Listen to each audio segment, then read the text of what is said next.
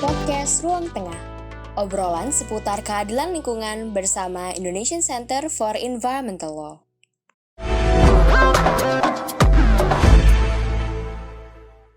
Oke, halo semuanya. Selamat datang di podcast Ruang Tengah. Sedikit perkenalan, podcast Ruang Tengah itu adalah salah satu media publikasi dari Indonesian Center for Environmental Law atau AICEL. AICEL sendiri adalah organisasi masyarakat sipil yang bergerak dalam upaya pembaruan hukum lingkungan. Podcast ini akan menjadi platform untuk membicarakan isu-isu seputar lingkungan hidup dan tata kelola sumber daya alam. Episode perdana ini yang merupakan bagian dari rangkaian 28 tahun AICEL bertema Potret Keadilan Iklim yang kita impikan. Kami mengundang 3 perempuan muda yang aktif dalam gerakan iklim dengan cara dan platformnya masing-masing. Mungkin sebelum mulai, sedikit konteks, sebetulnya gerakan iklim anak muda, sebagaimana yang teman-teman kita lagi jalanin ini bukan sesuatu yang baru. Way before Fridays for Future, sebelum Greta itu bahkan ada Seven Kales Suzuki yang pada waktu itu berumur 12 tahun sudah memberikan speech di UN Summit di Rio pada tahun 1992. Kalau mengutip beliau, to tell the adults they need to change their way gitu. Dan kalau teman-teman lihat, hal-hal yang disampaikan bahkan masih sangat relevan di hari ini, tapi bedanya adalah we're probably in a worse condition. Jadi gerakan anak muda adalah sesuatu yang sudah berlangsung, sedang berlangsung dan akan terus meningkat relevansinya seiring dengan kondisi yang sedemikian genting. Oke, tanpa panjang lebar lagi, aku mau langsung nge-greet semuanya. Halo, mungkin Kak Mel dulu. Hai Kak Mel. Halo. Hai, semoga sehat-sehat di keadaan seperti ini. Ada Nurul juga dari K-pop for Planet. Hai Nurul. Halo. Dan ada Chenny. Chenny adalah salah satu peneliti AICEL. Hai Chen. Hai Div dan hai semuanya. Halo, oke. So, mungkin kita langsung mulai. Pengen kenalan dulu sama kalian semua. Mau nanya, mungkin dari Kak Mel, abis itu Nurul, terus Chenny ya. Kenapa, siapa kamu? Lagi sibuk apa sekarang? Kayak gitu. Terus kenapa kamu ada dalam gerakan iklim? Mungkin bisa dari Kak Mel dulu. Oke. Hai, hai semua yang dengerin. Aku Melisa. Jadi aku sebenarnya tuh wirausaha ya. Aku pengrajin mainan kayu, terus punya beberapa restoran di Jakarta. Tapi akhir-akhir ini sibuk apa ya ngomongnya? Ikut kolektif gerakan yang mau merubah sistem kita gitu, sistem kenegaraan kita yang sekarang masih mengakibatkan kita berlari menuju jurang kehancuran ekologis gitu ya. Jadi ini adalah gerakan yang menolak punah gitu, menolak kepunahan sendiri. Mungkin cerita aku agak aneh sih ya. Awalnya itu sebenarnya berasal dari sorry, is this the time? Ya, go on. Gak apa-apa. Aku pengen tahu banget kenapa teman-teman semua di sini bisa akhirnya ngomongin iklim gitu loh, dari cerita personal kelas gitu. Jadi mulai itu sebenarnya baru-baru ini, aku sebelum tahun 2018 tuh sama sekali nggak tahu kalau kita punya krisis. Jadi baru banget sebenarnya. Waktu itu baca ada artikel dikasih lihat sama kakak aku soal ada koloni penguin yang satu season tuh mati semua. Jadi jutaan baby penguin tuh mati semua gara-gara esnya meleleh atau apa gitu lah. Pokoknya ada something buat esnya meleleh. Terus bener-bener wiped out berapa juta. Terus sejak itu kayak wah tidak banget, parah ya situasinya gitu. Terus baca-baca lebih jauh, terus ternyata emang kondisinya udah parah banget gitu kan. Nah awal-awalnya gitu tuh aku masih mulai dari diri sendiri. Jadi aku mulai dari sedotan plastik. Aku waktu itu kayak kemana-mana bawa sedotan. Kayak tiap kali lihat ada orang pakai sedotan kayak jangan pakai sedotan, ini gue bawa sedotan silikon. Pakai ini aja. Terus sampai itu kayak berevolusi jadi pengen punya solar panel sendiri, bikin perusahaan mainan kayu itu juga mengolah limbah kayu sebenarnya, lalu menanam pohon dan lain-lain. Dan sampai akhirnya aku nyadar kayak kalau aku perfect environmentalist, terus orang-orang sekitar aku, kita nggak ada waktu untuk ini. Dan kenyataannya mayoritas dari kerusakan alam yang mengakibatkan kita mau punah gitu, itu bukan salah individu, itu salah ya korporasi dan pemerintah gitu. Jadi ya mau nggak mau harus lebih digeber gitu dari gerakan iklim. Ya. Oke, menarik. Menarik banget. Mungkin aku langsung tanya ke Kak Nurul. Menurut kalau dari Kak Nurul sendiri, kenapa sih bisa ada di gerakan iklim dan sekarang juga lagi sibuk apa gitu? Oke, thank you Diva. Aku Nurul, aku saat ini lagi jadi mahasiswi tingkat akhir, mahasiswi komunikasi tingkat akhir, terus juga lagi ngurusin K-pop for Planet. Awal mulanya terjun ke gerakan iklim itu sebenarnya gara-gara papaku kebetulan orang Bangka Belitung, terus kami sempat ke satu pulau di sana. Pulau jauh banget, bahkan butuh beberapa jam gitu untuk ke pulau. Terus kita ke pantainya yang juga butuh beberapa menit untuk sampai ke sana. Pada saat itu lautnya tuh dipenuhi sama sampah-sampah plastik. Mulai dari situ aku sadar bahkan mungkin kitanya belum menginjak pulau itu, tapi sampah kita udah nyampe duluan gitu. Terus dari situ akhirnya mulai sadar bahwa sampah plastik juga di laut tuh ada banyak gitu. Akhirnya dari sampah plastik, kemudian ke energi fosil, akhirnya mulai mendalami krisis iklim itu sendiri penyebabnya. Sampai akhirnya di kampus juga kebetulan bikin satu campaign untuk sampah kecantikan pada saat itu, karena kebetulan grupnya cewek-cewek semua. Akhirnya mulai dari campaign itu kami bergerak. Aku pun juga jadi lebih tertarik untuk gabung ke beberapa organisasi lain. Bahkan salah satunya aku juga ikut gerakan XR, walaupun nggak aktif-aktif banget. Dan akhirnya juga punya gerakan sendiri, yaitu K-pop for Planet ini. Gitu. Oke, menarik. Jadi semuanya tuh ada starting point-nya yang mungkin teman-teman di sini yang nonton juga punya starting point-nya sendiri. Kenapa akhirnya bisa peduli sama isu lingkungan kayak gitu ya. Oke, terus tadi kan kalau misalnya Mel di XR dan kalau Nurul juga bagian dari XR tapi sekarang lagi aktif untuk nge-build K-pop for Planet. Boleh ceritain nggak sih XR tuh organisasi kayak apa? Terus habis itu apa aja sebenarnya latar belakangnya kayak apa, tujuannya gimana, dan juga sama ya untuk K-pop for Planet tuh kayak gimana. Mungkin bisa dari Kak Mel dulu kali ya. Jadi XR itu sebenarnya bukan organisasi ya. XR itu sebuah gerakan, nggak ada yang punya, nggak ada bosnya, nggak ada leadernya, nggak ada kantornya gitu. Jadi benar-benar sebuah gerakan yang dimulai di Inggris tadinya. Jadi siapapun berhak untuk menggunakan atau bergerak, beraksi dengan menggunakan namanya Extinction Rebellion gitu. Ada beberapa visual asset dan lain-lain yang ada available untuk semua orang gunakan. Tapi di balik itu semua, XR tuh cuma punya 3 tuntutan dan 10 prinsip dasar. Nah, di luar itu benar-benar nggak ada peraturan lain. Jadi ya kayak bendera aja gitu, siapapun mau demo, mau aksi, udah jelas demoinnya tuh demoin apa, yaitu keadilan iklim dan dunia yang ya bebas dari krisis iklim lah karena sistem yang busuk ini. Menarik. Jadi itu bukan organisasi tapi lebih ke gerakan ya. Oke, mungkin Kak Nurul sendiri coba boleh ceritain nggak K-pop for Planet tuh kayak gimana dan tujuan dan latar belakangnya mungkin? Sebenarnya sama kayak XR, kita juga sebenarnya gerakan gitu, karena emang bingung juga siapa ketuanya, siapa yang menjalankan gitu. Jadi aku sama beberapa teman-teman di negara lain, kami kepikiran untuk jadi satu jembatan antara menghubungkan antara K-pop dan juga aksi iklim gitu. Akhirnya kami bentuklah K-pop for Planet ini.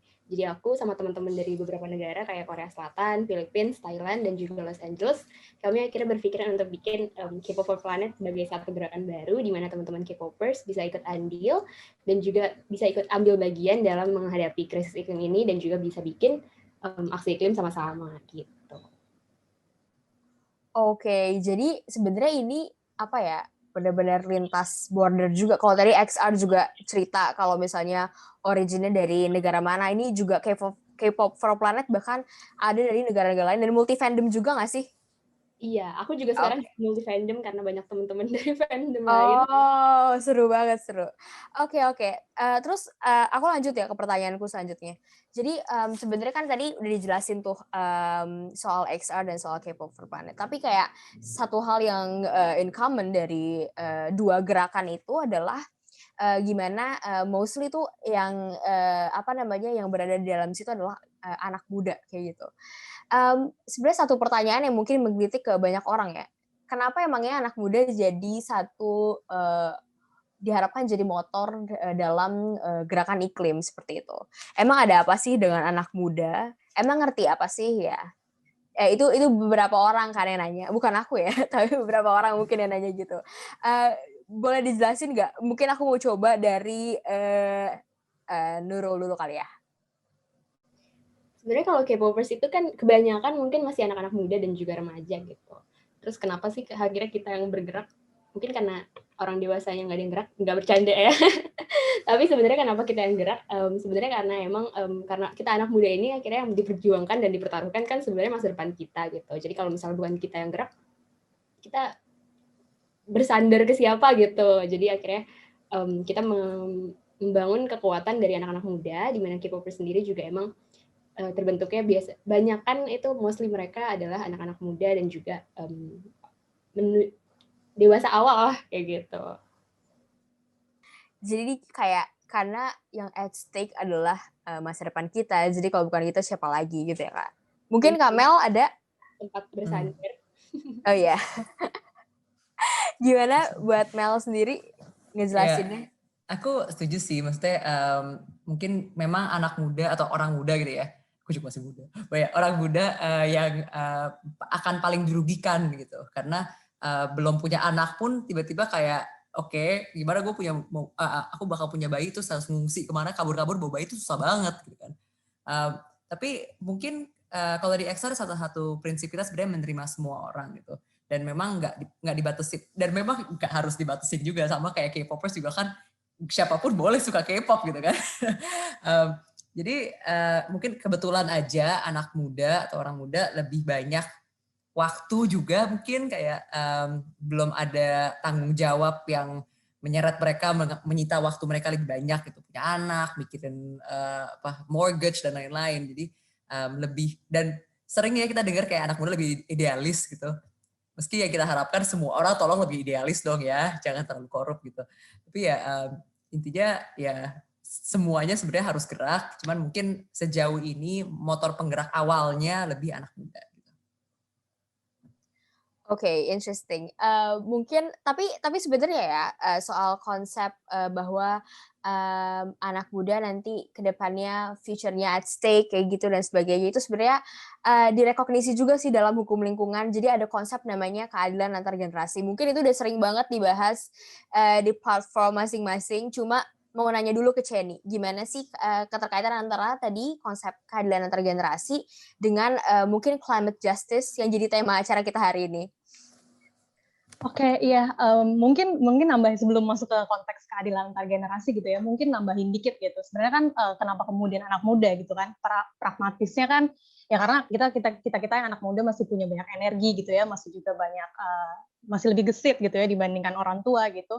Dan yang paling utamanya lepas dari afiliasi kepentingan politik atau kepentingan lainnya gitu yang kemudian kan sering mempengaruhi kebijakan gitu ya. Maka dari itu dianggap kita mungkin pandangannya lebih pure gitu ya dibandingkan dengan mungkin upper ups atau orang dewasa lainnya gitu. Nah, tapi menarik sih karena tadi Diva udah bawa soal ke konteks keadilan antar generasi atau bahkan mungkin keadilan intergenerasi gitu ya.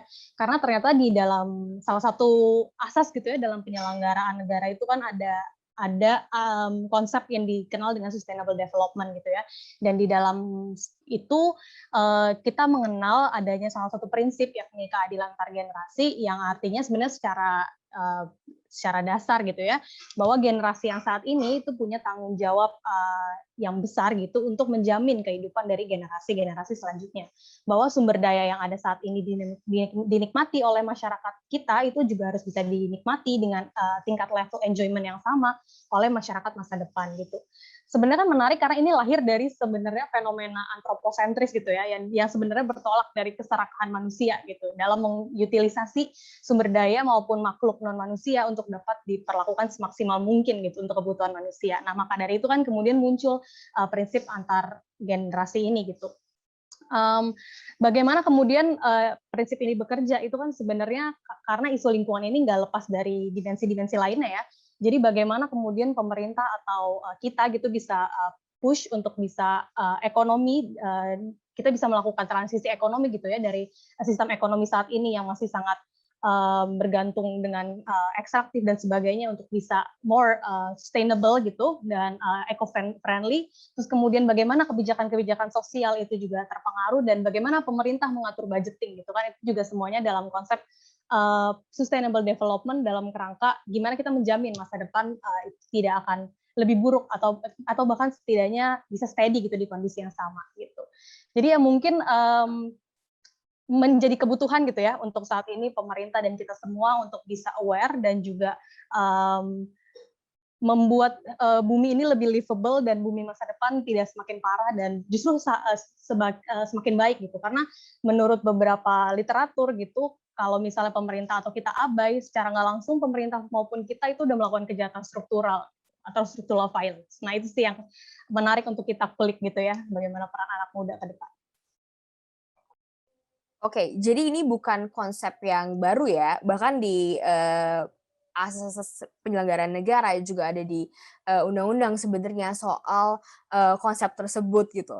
Nah, aku mau lanjut ke satu masih berkaitan juga sebenarnya kan gimana mau bertanya dari views Nurul dan Melisa sebenarnya, gimana sih kalian kan mendorong public awareness ya, mendorong public awareness dan menciptakan public pressure juga gitu. Mungkin beda-beda sasarannya, tapi itulah yang kalian lakuin dari mulai mungkin dari sosmed atau dari aksi-aksi langsung yang biasanya XR jalanin gitu. Menurut kalian gimana sih sebenarnya public pressure itu bisa mempengaruhi kebijakan-kebijakan iklim? Mungkin Kak Mel dulu kali ya. Jadi ada teori nih, sebenarnya bukan teori sih, ada kajian gitu ya. Ada kajian dari profesor dari Harvard, namanya Erica Chenoweth, dan dia mengkaji sesuai dengan sejarah gitu, dia melakukan penelitian, dan sesuai sejarah, di setiap kasus di seluruh dunia, gerakan yang masif gitu, gerakan yang bentuknya menuntut perubahan sistemis, itu selalu berhasil 100%, kalau dijalankan secara terus-menerus oleh setidaknya 3,5% dari populasi setempat untuk melakukan aksi langsung tanpa kekerasan. Ini penting, tanpa kekerasan. Kenapa? Karena pada akhirnya public policy selalu mengikuti opini publik. Kebijakan publik selalu mengikuti opini publik. Jadi bisa banget gitu menggunakan opini publik, menggalang opini publik ini, people power atau apapun itu yang kita panggil, untuk merubah kebijakan. Nah, itulah yang kita kejar, itulah misi dari XR itu sendiri. Oke, berarti dari yang Mel bilang tadi bahwa sebenarnya public pressure itu bisa banget buat mendorong perubahan kebijakan karena balik lagi kebijakan bisa dirubah dengan pembentukan opini publik kayak gitu. Nah, ini satu hal yang gue bikin penasaran juga sebenarnya. Aku penasaran banget sama Nurul, so far sebenarnya aktivis gimana sih K-pop for Planet itu bisa naikin isu soal climate crisis. Gimana platform K-pop for Planet melakukan itu? Sementara kalau misalnya yang kita lihat kan pasti mereka dari fandom yang beda-beda, jadwal comeback-nya beda-beda, jadi mungkin aktifnya beda-beda. Gimana sih manfaatin momentum itu dari K-pop for Planet sendiri gitu, supaya semuanya bisa aware dan juga tetap bagian dari tetap masuklah sama selera para fandom gitu. Boleh dijelasin nggak? Kalau misalnya aku ngelihat dari kasus waktu kemarin Save Papua Forest, gimana teman-teman K-popers akhirnya bareng-bareng untuk ngomongin dan ngangkat isu yang sama gitu. Menurutku salah satu penyebabnya adalah mereka ngelihat satu keterkaitan antara satu sama lain gitu. Mereka juga melihat bahwa sebenarnya ini ada di negara kita gitu. Terus juga yang terancam tuh keluarga kita sendiri yang di Indonesia. Terus pelakunya adalah perusahaan-perusahaan dari Korea Selatan. Jadi kalau misalnya bukan kita yang ngangkat isunya, ya siapa lagi? Mereka bergandeng tangan meskipun dari fandom yang beda-beda, dari biasnya beda-beda gitu. Akhirnya mereka semua ikutan untuk naikin tagar Save Papua Forest dan juga akhirnya naikin public awareness dari kasus itu. Menurutku salah satu penyebabnya adalah mereka ngeliat satu ketersamaan dan juga keterkaitan bahwa ini adalah keluarga kita yang harus kita lindungi juga, dan juga ini adalah negara kita yang emang alamnya tuh harus kita lindungi sama-sama gitu. Meskipun kita penggemar K-pop, tapi kita juga tetap warga Indonesia. Menurutku satu ketersamaan itu sih yang akhirnya bikin mereka ngomongin hal isu yang sama. Terus kalau misalnya untuk narik dari teman-teman dari fandom yang beda, akhirnya kita punya satu sesi namanya Fandom of the Week. Jadi tiap minggu kita bahas satu fandom tertentu dan juga bahas aksi-aksi mereka gitu. Misalnya fandom A nanam pohon, terus mereka ikut donasi COVID gitu. Terus juga mereka waktu ulang tahun adopsi hewan yang dilindungi gitu. Akhirnya di tiap minggu kita ngebahas satu fandom tertentu. Minggu ini kita lagi bahas fandom Karat, fandomnya Seventeen gitu. Jadi akhirnya itu sih jadi salah satu cara untuk narik teman-teman K-popers bahwa kita ngomongin juga tentang fandom mereka dan juga aksi-aksi dari mereka gitu. Akhirnya mereka ikut tertarik untuk ngomongin apalagi ya aksi yang bisa kita lakuin sama-sama dari fandom A, fandom B, ataupun kita sama-sama gitu sebagai K-popers gitu. Oke, kalau aku lihat juga sih di Instagramnya K-pop for Planet kan sering tuh pakai materi-materi campaign yang berkaitan sama apa namanya produk-produk dari idol itu sendiri lah. Kemarin kalau nggak salah tuh EXO baru comeback ya, terus kayak Don't Fight the Feeling terus dijadiin materi campaign gitu. Mungkin ke Chenny kali ya. Chen tadi kan udah ngedengerin tuh gimana perspektif dari gerakan-gerakan yang ada. Kalau misalnya menurut Chenny, gimana sih sebenarnya public opinion itu bisa mendorong kebijakan publik? Kayak pressure seperti apa yang dibutuhkan dan sebenarnya ruang seperti apa yang memungkinkan public pressure itu bisa benar-benar membawa perubahan kebijakan gitu. Oke, menurutku sih kalau terkait ruang, kurasa dalam ruang apapun kita tetap bisa pushing further atau mungkin pushing more robust legislation gitu ya, atau mungkin nggak cuma legislasi tapi kebijakan apapun gitu, karena dalam ruang-ruang sesempit apapun aku yakin selalu ada harapan gitu. Misalnya di dalam reformasi tahun 98 aja ketika pemerintahan begitu otoriter dan ruang publik sangat tertutup, kita tetap bisa memperjuangkan adanya perubahan. Jadi sebenarnya di dalam konteks apapun aku percaya perubahan itu pasti ada gitu. Pasti bisa dilakukan gitu oleh kita semua, asal ada konsolidasi yang unite gitu ya, unite voices dan juga terstruktur gitu dan terpola gitu. Jadi yang bisa mendorong akhirnya kesuksesan dari suatu perubahan gitu. Nah, apa aja sih yang bisa dilakukan gitu ya? Mungkin aku langsung ke strateginya aja gitu. Aku mencatat setidaknya ada 5 hal gitu yang bisa kita lakukan secara bersama-sama untuk bisa mewujudkan people power yang baik berdasarkan praktik dari lesson learned dari beberapa negara gitu dan beberapa movement gitu. Misalnya pertama dengan kita menekan dari sisi konsumsi gitu ya, bisa boycott atau brand jamming, atau mungkin kita juga bisa mempengaruhi korporasi baik dari investor, pemimpin atau karyawan-karyawan perusahaan gitu ya untuk bisa merubah kultur dari perusahaan itu. Yang ketiga kita juga bisa misalnya memberikan tekanan politik gitu, misalnya dengan lobby atau protes politik seperti marching atau aksi untuk memberikan pesan-pesan kepada pemerintah dan bahkan bisa memainkan peran media. Dan lalu bisa juga kita menaikkan keprihatinan kesadaran publik melalui peran sosmed atau mungkin kegiatan aktivisme seni seperti misalnya film atau storytelling. Dan yang terakhir itu ada pentingnya untuk kita nge-organize, gimana kita menarik inisiatif lokal untuk bisa mengubah kebiasaan komunitas mereka maupun untuk mereka bisa pushing gitu ya new laws atau new laws atau kebijakan baik di taraf lokal maupun hingga nasional gitu. Dan yang paling penting yang aku highlight juga dari tadi paparan Kamel juga ya, bahwa penting banget untuk ngelakuin non-violent direct action gitu, seperti yang sebenarnya udah dipelopori juga oleh Mahatma Gandhi atau Martin Luther King, bahwa sebaiknya adalah peran-peran aktivisme yang kita lakukan itu tidak dengan kekerasan gitu, misalnya dengan melakukan civil disobedience gitu ya, atau melakukan blokade sosial. Oke, jadi banyak banget cara sebenarnya yang bisa dilakuin, banyak banget target juga bisa misalnya untuk korporasi ataupun pemerintah kayak gitu. Cara-caranya ada banyak, tergantung dengan kebutuhan aja sebenarnya bisa di-assess, dilihat dari urgensinya seperti itu ya. Oke, mungkin aku mau nanya lagi nih lanjut sebenarnya mengulik dikit soal aktivisme di K-pop gitu. Kayak sekarang tuh kan ada tuh Blackpink jadi ambassador COP26 ya. Terus habis itu juga ada misalnya BTS dengan aktivismenya dalam campaign dengan UNICEF dan juga BLM seperti itu. Mau nanya sih sebenarnya gimana sih dan ada juga beberapa K-pop artis yang mulai menerapkan sustainable way of living gitu. Gimana sih sebenarnya pengaruh dari inisiatif-inisiatif idol tersebut ke aktivisme fandom?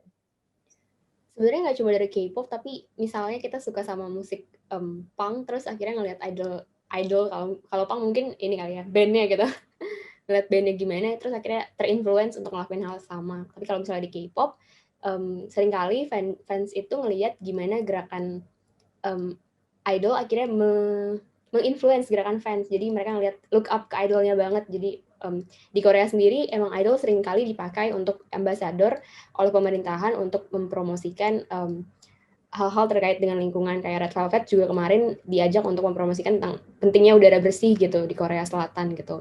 Akhirnya fans juga ngelihat bahwa gaya hidup yang sekarang mungkin agak kurang memberikan dampak yang justru buruk gitu ke udara. Akhirnya mereka bergerak untuk berjuang juga untuk mendapatkan udara yang layak hirup gitu. Jadi menurutku idol sendiri emang punya influence untuk mengajak fansnya bergerak, dan juga fans juga jadi ngelihat kalau misalnya idol aja tuh bisa, kenapa fandomnya nggak bisa ikut gerak yang sama gitu. Akhirnya mereka juga terpacu untuk melakukan kebaikan-kebaikan tersebut. Jadi ngelihat idolnya donasi, mereka akhirnya juga ikut donasi kayak yang ada di BLM kemarin.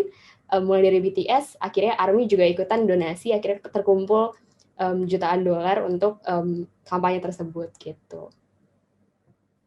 Oke, jadi sebenarnya inisiatif-inisiatif yang dilakukan idol tuh bisa mendorong perubahan-perubahan yang jauh lebih luas, bahkan kadang-kadang juga fandom-fandom sebelah juga ikut ya gitu kan untuk inisiatif-inisiatif baik tersebut. Jadi menarik banget sebenarnya. Oke, thank you Kak Nurul. Mungkin mau nanya lagi ke Kamel sebenarnya. Soal kalau aku lihat di Instagramnya XR Indonesia, bisa ngelihat gimana sih konten-kontennya tuh variatif banget, dan bahkan ngebahas juga kayak soal perampasan lahan, dan terakhir bahkan aku lihat juga ada inisiatif dari XR untuk inisiatif warga bantu warga dari XR untuk COVID begitu dan sebagainya. Nah, sebenarnya aku mau nanya ke Kamel, keadaan sekarang tuh sebenarnya seperti apa? Jadi kalau misalnya dilihat kan isu-isu terkini kayak perampasan lahan dan sebagainya kan juga dibahas gitu. Apa sih kaitannya dan relevansinya keadaan-keadaan yang kita temukan di saat COVID-19 seperti ini, ataupun perampasan lahan yang terjadi mungkin nggak teman-teman di sini tahu, dengan krisis iklim ke depannya gitu. Mungkin yang patut di highlight gitu ya, krisis iklim ini sebenarnya soal ketidakadilan ya, baik dari dampak dan akibat. Jadi yang XR highlight itu kan ketidakadilan akibat sistem yang rusak ya, sistem yang sangat patriarkis, sistem yang memperlakukan alam seperti ya sama kayak memperlakukan perempuan sekarang gitu, something yang bisa diraih, something yang bisa dijajah dan lain-lain. Dan sistem ini yang sekarang mengakibatkan krisis iklim gitu. Nah, tadi kenapa perampasan lahan dan lain-lain itu menjadi penting? Karena itulah yang memfasilitasin adanya krisis iklim sekarang. Gitu. Jadi kita kalau lihat dari konteks Indonesia aja, yang nggak usah dunia gitu, 80% dari emisi gas rumah kaca yang menjadi sumber krisis iklim itu datang dari 2 sektor saja. Sektor pertama adalah sektor hutan dan lahan yang harusnya menyerap emisi gitu kan. Ya namanya hutan ya harusnya emang menyerap karbon. Tapi di Indonesia sektor hutan dan lahan itu malah mengkontribusi setengah dari semua emisi kita. Tuh. Nah terus dipikir lagi, kenapa bisa kayak gini? Siapa yang jual-jual hutan kita gitu kan? Nah ternyata begitu diulik lagi, bukan pemilik lah ya, masyarakat adatnya gitu ya, atau masyarakat setempat yang tinggal di daerah hutan itu memang nggak mau hutannya diambil. Siapa sih yang mau rumahnya dihancurin gitu? Nah kenyataannya adalah pemerintahan kita dan korporasi yang selama ini selalu merebut lahan masyarakat, bahkan rela menggunakan kriminalisasi, intimidasi dengan aparat keamanan gitu, untuk merebut lahan, diubah jadi perkebunan, diubah jadi pertambangan, yang ya akhirnya menjadi merusak hutan dan mengakibatkan emisi gas rumah kaca untuk melambung gitu. Jadi karena ketidakadilan ini jadi berdampak ke krisis iklim. Lalu di sektor yang kedua yang besar juga adalah sektor energi. Nah di sektor energi ini ya jelas lah ya, karena Indonesia tuh kayak kecanduan batu bara gitu. Dan ini nyebelinnya itu bukan even kita pakai listriknya maka jadi emisinya besar gitu. Jadi di Indonesia buat teman-teman Aisal pasti tahu sih, tapi yang dengerin mungkin belum tahu. Jadi kita punya peraturan namanya take or pay gitu ya. Ini kontrak kerja antara PLN dan PLTU, di mana listrik yang dibakar oleh PLTU berapapun 100% akan dibayar oleh PLN. Jadi sorry to say, teman-teman yang suka ikutan Earth Hour, di Indonesia Earth Hour itu tidak berguna untuk mengurangi emisi, hanya berguna untuk mengurangi tagihan listrik kamu pribadi, tapi PLN ruginya naik. Jadi maksudnya udah kayak gini, listrik kita udah by the way listrik kita udah kelebihan parah ya. Jadi di Jawa Bali itu kita udah kayak oversupply di gridnya tuh 40%, 50%. Tapi udah tahu gitu, masih mau bangun lagi PLTU di tempat yang sama, di mana udah dikaji akan rugi, udah diketahui masyarakat daerah situ udah pada sakit ISPA gitu ya, udah kematian dini di mana-mana, udah bakal memperburuk krisis iklim, terus masih digas terus untuk siapa? Nah, itulah masalah ketidakadilannya ini. Bah ya, so itu kenapa nyambung banget ya semua. Oke, soal banyak banget tadi yang Kak Mel sebutin ya. Cuma mungkin mau nanya Ceni dulu ke satu hal spesifik. Nanti we'll get back to yang lainnya later. Untuk Ceni tadi sempat dibilang juga soal ketidakadilan. Bagaimana keterkaitannya antara tadi ada upaya-upaya misalnya perampasan lahan kayak gitu dengan krisis iklim yang terjadi. Mungkin yang terjadi, bukan akan ya. It's ini lagi ada proses. Gimana Cedi penjelasannya, mungkin bisa dijelasin lagi? Oke, sebenarnya kita nggak mungkir ya bahwa saat terjadinya degradasi lingkungan gitu ya, yang paling diuntungkan adalah sektor privat gitu. Apalagi kita ngelihat ketimpangan antara rasio kemakmuran dan rasio pihak yang yang kemudian mempunyai lahan lah anggapannya ya. Jadi 1%, misalnya 1% masyarakat gitu ya, atau 1% orang Indonesia itu kemudian punya 45% dari sumber daya gitu. Itu kan suatu ketimpangan gitu yang terjadi, dan itu kemudian biaya-biaya eksternalitas yang kemudian dihasilkan itu harus ditanggung oleh masyarakat sekitar gitu. Misalnya kita ambil contoh tadi PLTU gitu ya. Dengan misalnya si pengusaha ini kemudian tidak melakukan environmental safeguard yang baik gitu dan benar gitu, maka perusahaan yang lebih untung kan, karena cost dia akan turun, karena selama ini yang di persepsi mereka adalah cost ekonomi secara ekonomi aja gitu. Tapi kemudian gimana dengan biaya-biaya sosial yang kemudian harus menanggung bau, pencemaran dan lain-lain, itu adalah masyarakat sekitar yang seringkali dia nggak punya pilihan lain gitu selain bertahan di tempatnya, bisa karena situasi ekonomi gitu ya, nggak memungkinkan dia untuk pindah rumah dan sebagainya, atau mungkin situasi spiritualitas. Misalnya kita ngomongin masyarakat adat gitu ya, bagaimana keterikatan mereka dengan tanah ulayat atau adatnya yang nggak membuat mereka nggak ada opsi gitu untuk pindah dari lokasi tersebut gitu. Jadi kalau kita ngomongin krisis iklim, setuju banget, krisis iklim adalah isu kelas gitu. Gimana pembiaran fenomena krisis iklim ini akan sangat berdampak pada kelompok-kelompok ekonomi rentan. Dan apalagi dampak yang dihasilkan tadi juga disebut ya, bahwa tidak proporsional sama sekali gitu. Misalnya kita pernah dengar nggak sih Menteng banjir gitu? Nggak pernah ya kayaknya ya. Atau mungkin Jakarta banjir gitu ya. Oke, kemudian misalnya ambil contoh daerah Kelapa Gading gitu. Oke, elit-elit Kelapa Gading semua tinggal pindah ke hotel tuh. Ada sih ketidaknyamanan, tapi ketidaknyamanan itu kemudian dengan mudah diatasi. Tapi kemudian gimana dengan masyarakat yang tinggal di pinggir sungai, rumahnya udah kerendam, dan mereka juga nggak mampu gitu ya, apalagi untuk pindah ke hotel dan sebagainya. Mereka terpaksa bertahan di tengah bencana itu gitu. Jadi ngomongin krisis iklim ya krisis sistemik yang memang ujungnya nggak ada ketika kalau misal selain kita do it now dan berubah dari sekarang. Kompleks ya ini isu ya. Mungkin buat teman-teman yang dengerin dari tadi kayak banyak banget faktor yang berkelindan, tapi ya that's how it is gitu. Memang harus dalam memahaminya harus ngelihat beyond dari apa yang biasanya kita pahami sehari-hari kayak gitu. Oke, tadi ngomongin juga soal sektor privat, ngomongin soal korporasi. Kalau dilihat dari K-pop for Planet, ada yang menarik nih sebenarnya di Instagramnya. Gimana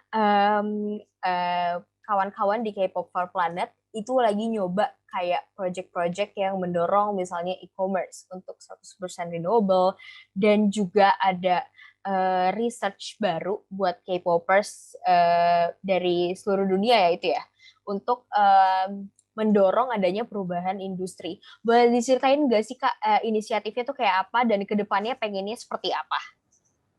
Kayak yang tadi aku udah bilang, teman-teman K-popers itu sering kali nanam pohon, cuma sedih juga kalau misalnya kita nanam pohon tapi ada pihak-pihak yang justru melakukan penggundulan hutan dan lain sebagainya gitu. Akhirnya kami bergerak untuk sekarang mengajak salah satu e-commerce di Indonesia, nama kampanye adalah Tokopedia for Bumi atau Tokopedia untuk Bumi gitu.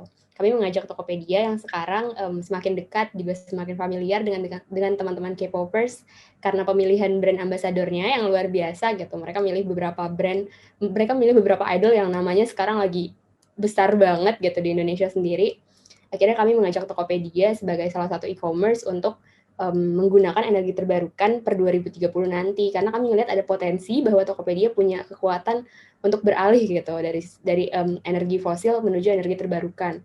Akhirnya kami dan juga teman-teman K-popers nggak cuma dari Indonesia tapi juga teman-teman di global juga akhirnya mengajak Tokopedia untuk melakukan hal yang sama, karena kami sebagai K-popers maunya melihat idol kita kerjasama dengan perusahaan yang juga melindungi bumi gitu, bukannya justru merusak atau berkontribusi dalam krisis iklim ini. Kami pengennya perusahaan yang kerjasama dengan idol kami nantinya adalah perusahaan yang memang punya komitmen iklim tersendiri untuk mengatasi krisis iklim ini. Akhirnya kami juga mengajak Tokopedia. Terus selanjutnya adalah survei untuk sustainable K-pop. Karena kami K-popers, kami juga pengen ngelihat gimana sih sebenarnya industri K-pop relevansinya dalam krisis iklim ini. Akhirnya kami ngelihat melalui survei tersebut untuk melihat sikap-sikap teman-teman K-pop, teman-teman K-popers, bagaimana tanggapan mereka terhadap industri K-pop, apakah sudah sustainable atau belum. Nantinya dari survei tersebut harapannya kami come up dengan satu campaign terbaru yang juga harapannya adalah industri K-pop jauh lebih sustainable supaya kita bisa enjoy K-pop on a livable planet gitu, tanpa ada rasa bersalah, tanpa ada rasa was-was bahwa bentar lagi dunia hancur, krisis iklim gitu. Jadi kami pengennya menikmati K-pop dengan dunia yang nyaman gitu, dengan bumi yang nyaman. Jadi melalui survei tersebut harapannya akan segera ada kampanye baru dari K-pop for Planet untuk mengajak teman-teman K-popers menuju sustainable K-pop gitu.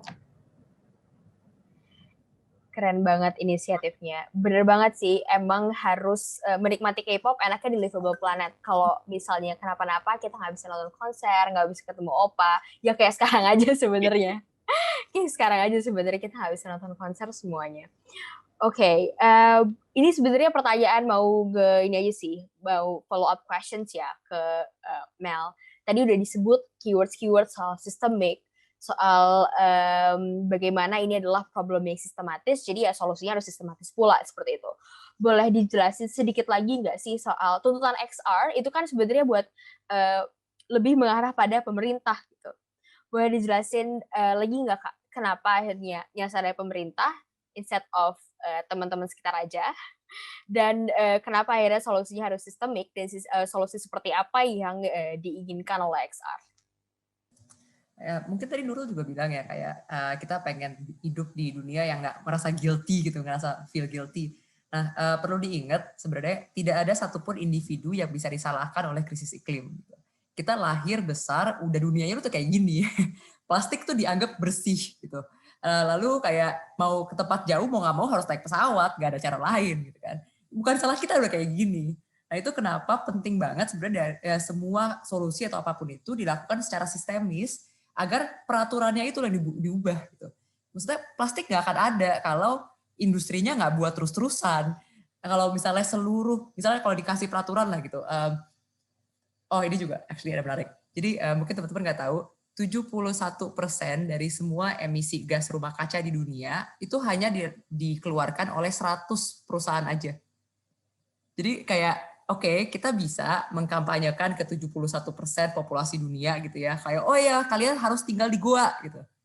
Atau kita kasih regulasi ke 100 perusahaan ini gitu. Dan kenyataannya 100 perusahaan ini udah tahu tentang krisis iklim itu udah lama banget. Udah dari tahun kayak 1970-an gitu, kayak angkanya beda-beda lah tergantung perusahaan apa. Tapi instead of perusahaan ini kayak kita akan berubah nih, kita harus berubah, kita akan mengganti bersih dan lain-lain. Mereka malah mengeluarkan duit untuk kampanye kebalikannya. Mereka malah hire saintis-saintis yang udah pensiun untuk mengeluarkan kajian-kajian, mempertanyakan sains di balik pemanasan global. Bener gak sih ini? Itu kenapa makanya banyak movement yang kayak anti climate denier gitu. Itu tuh gara-gara itu nyebelin banget. Dan di luar itu juga mungkin teman-teman pernah familiar dengan kata-kata jejak karbon gitu ya. jejak karbon itu dibuat oleh British Petroleum, salah satu company yang 100 besar ini. Jadi dia sengaja kata-kata jejak karbon, ayo teman-teman, ayo hitung jejak karbon kita sendiri gitu. Biar kayak memutarbalikan masalahnya gitu, kayak jangan lihat kita ya, lihat aja diri sendiri, ayo berubah dari diri sendiri gitu. Jadi nah inilah sebenarnya yang mau dilawan oleh XR. Kenapa kita bilang selalu perlu perubahan sistem, karena sistemnya yang sekarang sangat dikuasai oleh perusahaan-perusahaan ini. I guess nyambung kenapa tuntutan kita itu ada 3 sebenarnya. Yang pertama adalah sebarkan kebenaran. Kenapa? Karena krisis iklim ini masalah yang besar ya. Jadi memang solusinya juga nggak akan cuma ada 1, 2. Kita butuh partisipasi semua masyarakat, dari kementerian, dari sipil, dari swasta, dari tadi juga perusahaan gitu kan. Kita butuh adanya semua orang untuk bergerak ke arah yang benar gitu. Ke arah yang benar dulu lah, kita nggak ngomongin apa gitu, ke arah yang benar.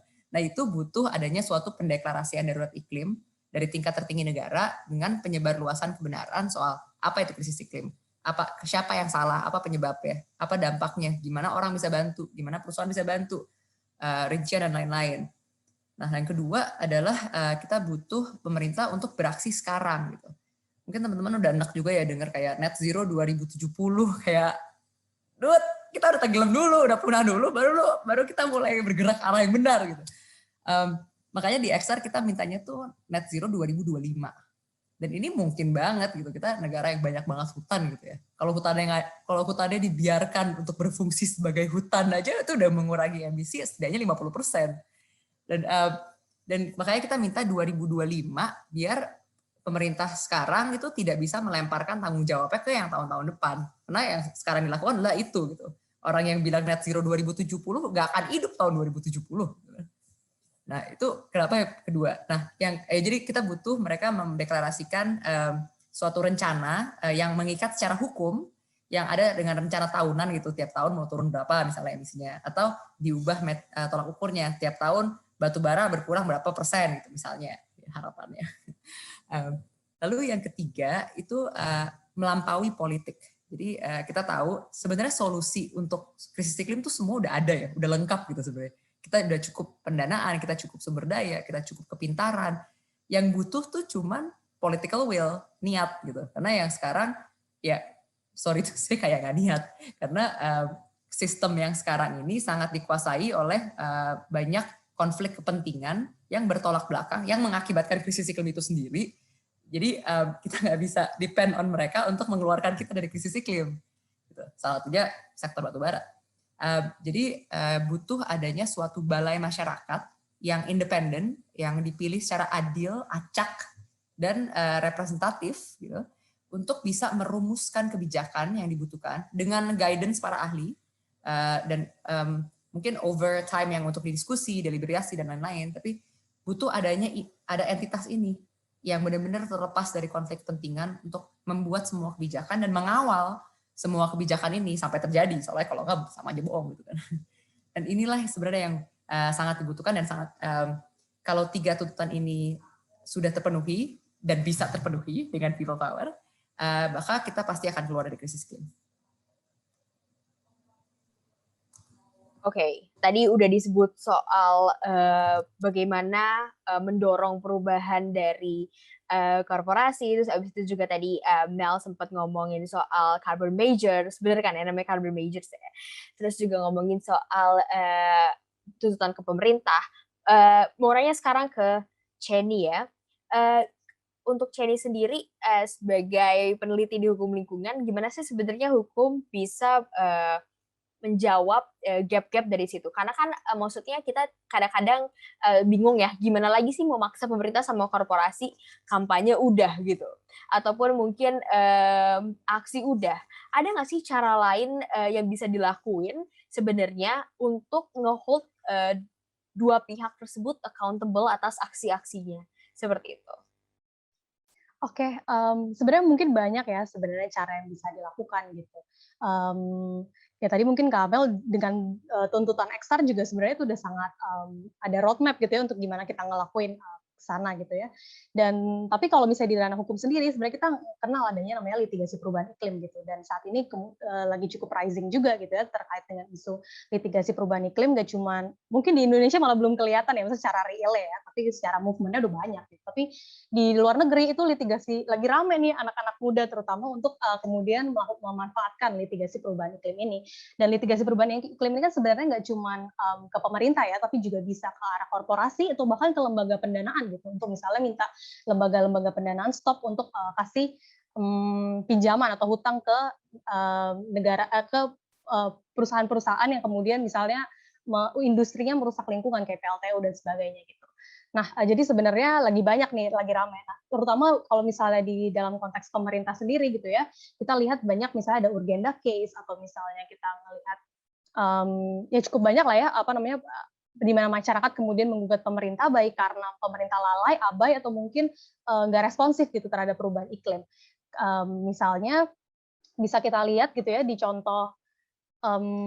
contoh misalnya Legary versus Federation of Pakistan gitu ya, bahkan mereka minta ada pembentukan secara khusus climate change focal person gitu ya dari pemerintah untuk bisa mengkoordinasikan respon nasional di seluruh pemerintah Pakistan, dan itu kemudian ternyata dikabulkan gitu. Jadi banyak spektrum dan banyak cara yang bisa dilakukan. Atau misalnya kita contoh Juliana case di United States gitu ya, di mana pemerintah dianggap melanggar doktrin public trust gitu ya, dengan kegagalan pemerintah dalam melindungi sumber daya yang esensial. Nah, itu jadi sebenarnya banyak banget upaya-upaya di luar yang bisa kita lakuin itu melalui litigasi perubahan iklim, dan litigasi perubahan iklim itu selalu kebanyakan yang berhasil dan kebanyakan movement yang dilakukan adalah dimotori oleh anak muda, karena benar-benar berangkat dari keresahan pribadi gitu ya, gimana kita mau hidup gitu di kedepan, dan gimana anak cucu kita kemudian bisa hidup di kemudian planet yang livable gitu sih.